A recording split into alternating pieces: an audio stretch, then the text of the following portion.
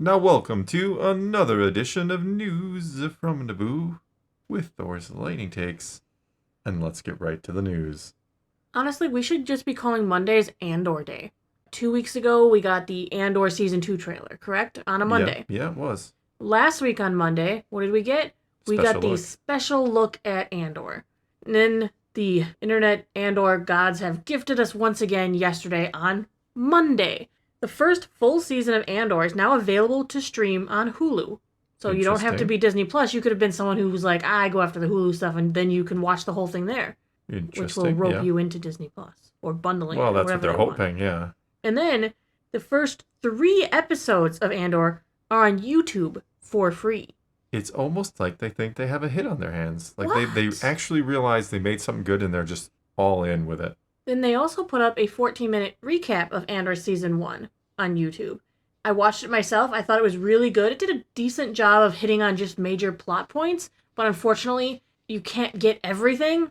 14 minutes for the whole season. Like, we spend like 14 minutes per episode on our recap. And then by the end of it, it kind of just devolves into the vibes, like the time period and how people are feeling, and the oppression of the Empire kind of gives you more the feeling of the show than anything, which I think is amazing.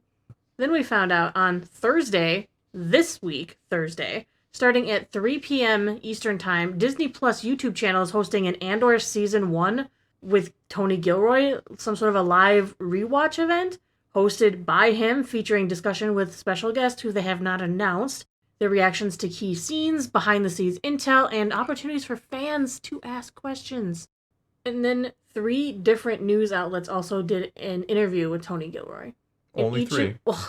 Each of them is actually really different, touches on different things, and offers even more insight into the upcoming season, as well as some things from the past season that you may not have immediately noticed.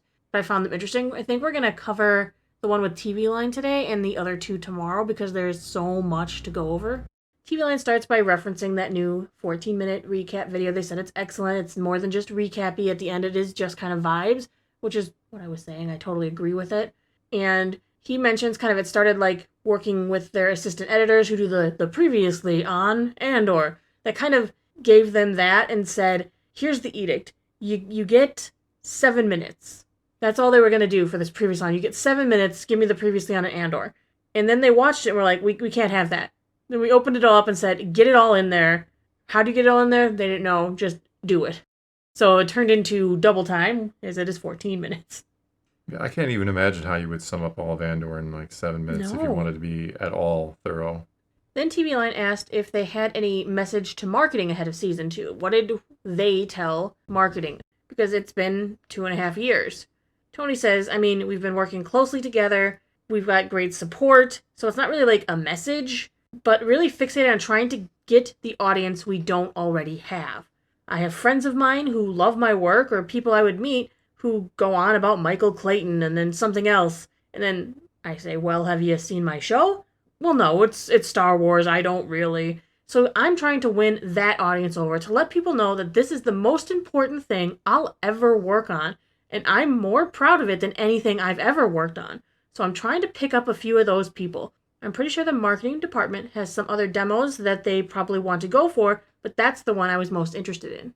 I think the trailer that we got was pretty much exactly what he's talking about, going after that crowd who's like, I don't watch Star Wars, or I generally don't watch this. It's not my thing. But like, this is something different. This is your thing. This is something special. Right. And I like that he recognizes how. He says that he's more proud of this than anything he's ever worked on. And you know what? So am I. I'm proud of him, too. We're very proud of you here in the Star Wars community. Right. The next TV Line talked about the scheduling for Season 2.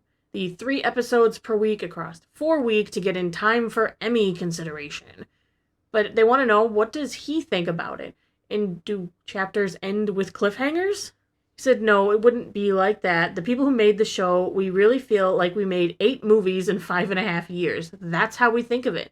We made 8 Star Wars movies in 5.5 years. That's how we shot them. The directors come in, do blocks of 3. So it's backed into our whole psyche from the moment we started. 3, 3, 3, 3. I think it makes it hard for podcasters, then he chuckled. I think a couple of people are going to have to stay up late, and there's going to be some extra broadcasting. I don't know how that's going to work, but as far as I'm concerned, I'm really into it. I will miss, it was super groovy to, like, roll out season 1 for, like, 3 months. It was like Christmas every Wednesday. But I'm into this. I like the idea. At least he appreciates the dedication. He does. Yeah. He does. I mean, I don't mind staying up late and watching 3 episodes of Andor and then talking about it, but yeah, it's a lot. When it was nice to just get one at a time and digest. Christmas every Wednesday. Yeah, but there's so much to chew on. There's so much to try and get to and cover and talk about that it feels like, 3 episodes at once and then another week and we get 3 more. It's like, holy cow. Right, but maybe it's the type of audience they're going after. They want some of that streaming audience, the one who's like, yeah, I want to sit down and binge for X amount of time and I'll come back. Next, they asked about something I was interested in knowing. The runtime for season 2 episodes, the range. He says it's kind of the same thing, like anywhere from 39 to 55 minutes. Somewhere I really honestly don't know. There are some shorter ones, there are some longer ones, but they're all in aggregate about the same as they were in season 1. They're all as long as they precisely need to be.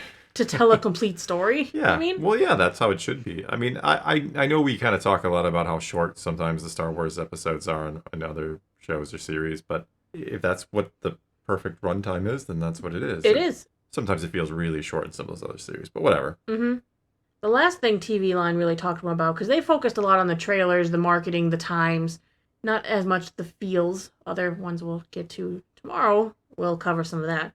He says the teaser trailers have come so far from that already iconic, striking imagery like the TIE fighter, the white hangar. They asked him, did you use the volume at all for this season? Because he didn't use it in season 1. I thought he used it for like Coruscant scenes or something. There was a couple times where they used it like way in the background, like when they were in the speeder on Coruscant and it was in the background or something. He really didn't use it much. So then his response is if he used it at all for season 2. No. I mean, I wish we could use it. Everybody always asks, but we can't use it.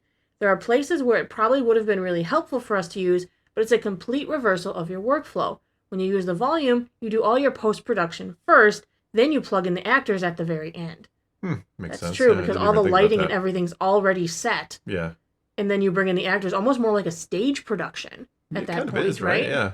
It very much is, I would say. Because everything's already done, the sets have been made, the lighting is there, the angles are ready, here come the actors to shoot the product. So I can understand why he says, no, I didn't do it that way. If you're using a lot more practical sets, you can't do it that way. It makes sense to me that they don't use it for that. Well, he has a method. He wants to stick with the method that he is comfortable with, that works for him. It worked in season 1, so yeah, don't mess with it. If it ain't broke, don't fix it, as I say. And season 1 was not broke. All right, well, I think that is going to be all we got for you this time. Tomorrow we will do 2 more Tony Gilroy interviews, I believe. They get even better than this one was. Trust me, this one's going to go. They're going to go more into story details and characters and things of that nature. Awesome to hear. All right, well, that is going to be all we got for you this time. Then take to the comments below. Tell us what you think of any and all of today's news, and let's talk some Star Wars. And so until next time, thanks for watching.